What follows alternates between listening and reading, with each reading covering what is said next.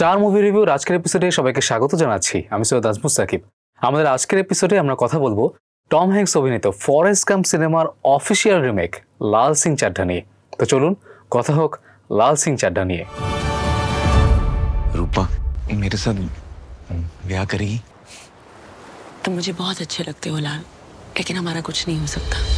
লাল সিং চাড্ডা সিনেমাটি পরিচালনা করেছেন অদ্বৈত চন্দন এবং তিনি এর আগে সিক্রেট সুপারস্টার নামে একটি সিনেমা বানিয়েছিলেন। আমির খানের ম্যানেজার হিসেবে তিনি দীর্ঘদিন কাজ করেছেন এবং এরপর তিনি পরিচালনায় নাম লেখান এবং লাল সিং চাড্ডা তার পরিচালিত দ্বিতীয় সিনেমা। এই সিনেমাটি আগেই বলেছি যে ফরেস্ট গাম্পের অফিসিয়াল রিমেক এবং সেই রিমেক রাইটস পেতে আমির খানের অনেক দৌড়ঝাঁপ করতে হয়েছে, অনেক পরিশ্রম করতে হয়েছে, কারণ 9 বছরের বেশি সময় তার লেগেছে এই সিনেমার রিমেক রাইটস জোগাড় করতে। এর জন্য তিনি স্টিফেন স্পিলবার্গের কাছে গিয়েছেন, টম হ্যাঙ্কসের কাছে গিয়েছেন এবং এমন কিছু নেই তার যা তিনি করেননি এবং অবশ্যই তিনি রাইটস পেয়েছেন। সিনেমাটি ইন্ডিয়ান যে ঘটনাগুলো আছে সেগুলোকে খুব সুন্দর করে অ্যাডাপ্টেশন যিনি করেছেন, অর্থাৎ লেখক হিসেবে যিনি কাজ করেছেন তিনি হচ্ছেন আতুল কুলকার্নি। পেশায় তিনি একজন অভিনেতা, কিন্তু তিনি যখন লেখালেখিটা করেন তখন আমির খান বিশ্বাস করতে পারছিলেন না যে তিনিও লিখতে পারেন, কিন্তু যখন তিনি স্ক্রিপ্টটা পড়েন তখন তিনি অনেক বেশি মুগ্ধ হন এবং এরপরে তিনি লাল সিং চাড্ডা করতে রাজি হন বা আগ্রহী হন এবং তিনি কিন্তু সিনেমাটির প্রডিউসারও। এবং আমরা মূল সিনেমায় যেরকম দেখি যে ফরেস্ট গাম্প সিনেমাতে আমেরিকার বিভিন্ন সময়কার বিভিন্ন গুরুত্বপূর্ণ ঘটনা একজন ব্যক্তির মাধ্যমে দেখানো হয়, তার জীবনের বিভিন্ন এপিসোডিক একটা লাইফের একটা এপিসোডিক পর্ব হিসেবে দেখানো হয়, ঠিক তেমনি এই সিনেমাতেও তাই দেখানো হয়েছে। লাল সিং চাড্ডা এমন একজন মানুষ যে ছোটবেলা থেকে একজন স্পেশাল চাইল্ড, সে বাকি 8-10টা বাচ্চার মতো না এবং সে পৃথিবীকে খুব অন্যরকম ভাবে দেখে। সে মনে করে যে তার মনটা ভালো এবং বাকি সবার মন এরকম ভালো হবে এবং সে সবসময় মানুষের ভালো কিছু করার জন্যই সবসময় সে তৈরি থাকে, সে রেডি থাকে এবং সে একদম নির্লোভ একজন মানুষ। এই মানুষটার জীবনে কি কি ঘটে তাই আমরা সিনেমাতে দেখতে পেরেছি এবং এজন্য আমরা দেখতে পাই এখানে ইমার্জেন্সি থেকে শুরু করে ইন্দিরা গান্ধী হত্যা, ভারতের শিখ সম্প্রদায়ের উপর যে অত্যাচার, এছাড়াও ইন্ডিয়ার বিশ্বকাপ জেতা, আন্না হাজারের যে অনশন, সমস্ত কিছু এই সিনেমাতে একটার পর একটা এসেছে। हर एक दी अपनी तकदीर होंदी है कि सारा कुछ लिखिया होंदा है। লাল সিং চাড্ডার শক্তিশালী দিকের কথা যদি বলতে হয়, প্রথমেই বলতে হবে আতুল কুলকার্নি যেভাবে ইন্ডিয়ার বিভিন্ন ঘটনাকে এই স্ক্রিপ্টের মধ্যে তিনি একের পর এক সাজিয়েছেন সেটার অবশ্যই প্রশংসা করতে হয় এবং আমার কাছে মনে হচ্ছে ইটস এ গুড রিমেক।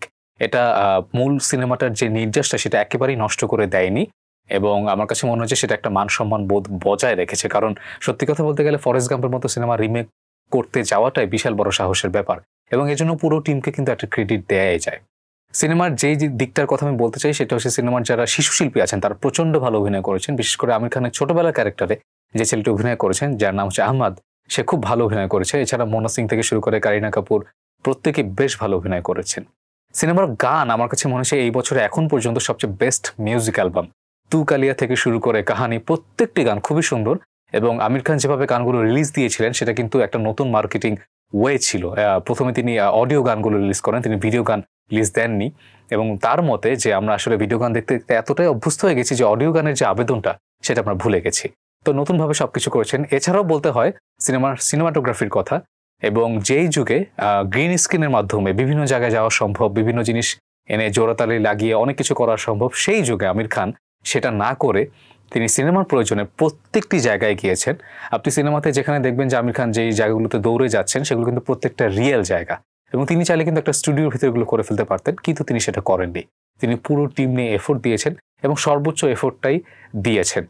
সিনেমার ফার্স্ট হাফ খুবই উপভোগ্য, ফার্স্ট হাফ তার খুবই ভালো লাগবে এবং ফার্স্ট হাফে বিভিন্ন ঘটনাগুলো যেভাবে এসেছে একের পর এক এবং চরিত্রগুলো যে রিয়াকশন সেই ঘটনাগুলো দেখে সেটা আপনি দর্শক হিসেবে খুব বেশি কানেক্ট করতে পারবেন এবং বিশেষ করে ইন্ডিয়ান অডিয়েন্স যারা আছেন তারা তো অনেক বেশি। তো সবকিছু মিলে এই ছিল লাল সিং চাড্ডা সিনেমার সবচেয়ে শক্তিশালী জায়গাগুলো। आपका बच्चा अलग है, कुछ बच्चे होते हैं बहुत इंटेलिजेंट, कुछ होते हैं नॉर्मल और कुछ नॉर्मल से कम, जैसे आपका लाल। আমির খানের কাছ থেকে গত প্রায় 10-12 বছর ধরে আমরা এমন সব পারফরমেন্স দেখে আসছি যেটা আসলে তার মান অন্য লেভেলে নিয়ে গেছেন এবং সেখানে তার কাছ থেকে আসলে অনেক অন্যরকম অভিনয় দেখার আমরা প্রত্যাশা রাখি। সেই জায়গায় এসে বলতে গেলে তিনি আসলে হতাশ করেছেন এবং তিনি যেভাবে আসলে লাল সিং চাড্ডাকে পোট্রে করেছেন, আপনি যদি ফরেস্ট গাম্প দেখে থাকেন সেই ক্ষেত্রে আপনার জন্য তো সেটা সহ্য করা অনেকটা কষ্টকর হয়ে যাবে। না দেখে থাকলে আমার কাছে মনে হয় আপনি মোটামুটি নিতে পারবেন।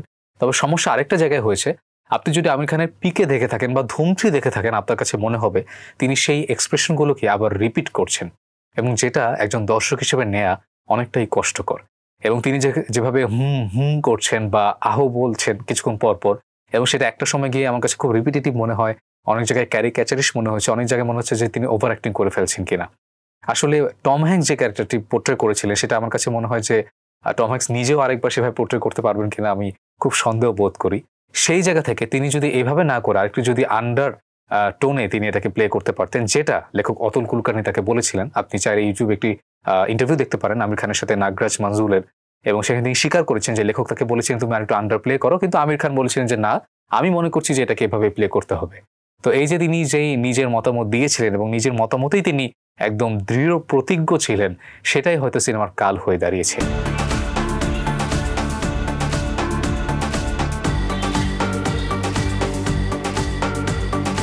গত 11ই অগস্ট লাল সিং চাড্ডা সিনেমাটি রিলিজ পায় এবং এই সিনেমাটি ক্ল্যাশ করে অক্ষয় কুমার অভিনীত রাক্ষাবন্ধন সিনেমার সাথে, যদিও দুটো সিনেমার কোনোটাই খুব সেভাবে ব্যবসা করতে পারছে না। এই সিনেমাটা IMDb রেটিং এই ভিডিওটি করা পর্যন্ত 5, এবং অনেকে অনেক কম রেটিং দিচ্ছেন, অনেকে আবার ভালো লাগছে দেখে বেশি রেটিংও দিচ্ছেন, কিন্তু সব মিলে সিনেমাটির রেটিং এখন পর্যন্ত 5।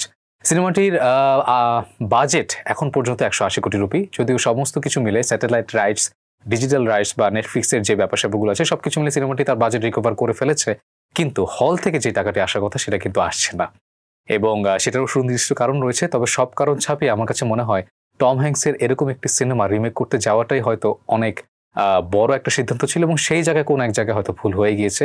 এবং আরেকটা বড় ব্যাপার, পিকে বা ধুম 3 যে এক্সপ্রেশনগুলো সেগুলোকে রিপিট করাটাই হয়তো অনেক দর্শক নিতে পারছে না, এবং যেই কারণে আমার কাছে মনে হয় যে লাল সিং চাড্ডা সিনেমাটি মিক্সড রিভিউ পাচ্ছে। मेरी मम्मी कहती थी कि जिंदगी गोलगप्पे जैसी होती है, पेट पले ही पर जावे मन नहीं पड़ता। একটি সিনেমা কখনোই কারো একার সিনেমা না, এটি একটি টিম ওয়ার্ক। এই সিনেমাটির অর্থাৎ লাল সিং চাড্ডার শুটিং হয়েছে 185 দিন ধরে। এমন কিছু কাজ নেই যা আমির খান এই সিনেমা সফলতার জন্য করেনি, এমন কোনো জায়গায় তিনি যাওয়া বাদ রাখেননি। কিন্তু দিন শেষে যখন বয়কট আমির খান বা বয়কট লাল সিং চাড্ডা বলে টুইটারে যখন আন্দোলন হয়, তখন সেটা দেখতে কিন্তু খারাপ লাগে। আপনার অবশ্যই অধিকার আছে এই সিনেমাটি ভালো না লাগার বা সিনেমাটি ভালো লাগার এবং সেটা বলার, কিন্তু সিনেমাটি রিলিজ হওয়ার আগ থেকে আপনি যখন এই ধরনের আচরণ শুরু করেন এবং ভারতে বর্তমান যে রাজনৈতিক পরিবেশ, সেই পরিবেশে যখন মানুষজন এরকম আচরণ করা শুরু করে, তখন আসলে মনে হয় যে সিনেমা বানানোটা হয়তো অপরাধ করে ফেলেছেন আমির খান, কিন্তু সেটা কিন্তু নয়। আমির খানের অন্য অনেক দুর্বল সিনেমা রয়েছে, তার চেয়ে কিন্তু লাল সিং চাড্ডা যথেষ্ট ভালো সিনেমা। কিন্তু যখন এই ধরনের আচরণ হয় তখন বোঝাই যায় যে বলিউডের সামনে বেশ অন্ধকার অপেক্ষা করছে। অনুরাগ কাশ্যপ রিসেন্টলি এক ইন্টারভিউতে বলেছেন মানুষের কাছে সত্যিকার অর্থে বলতে গেলে খরচ করার মতো টাকা নেই, যেই জন্য তারা আসলে সেভাবে সিনেমা দেখতে চাচ্ছেন না, যদি না তারা ট্রেলার দেখে নিশ্চিত হয় যে আমি অবশ্যই এই সিনেমা থেকে 100% বিনোদন পেতে যাচ্ছি।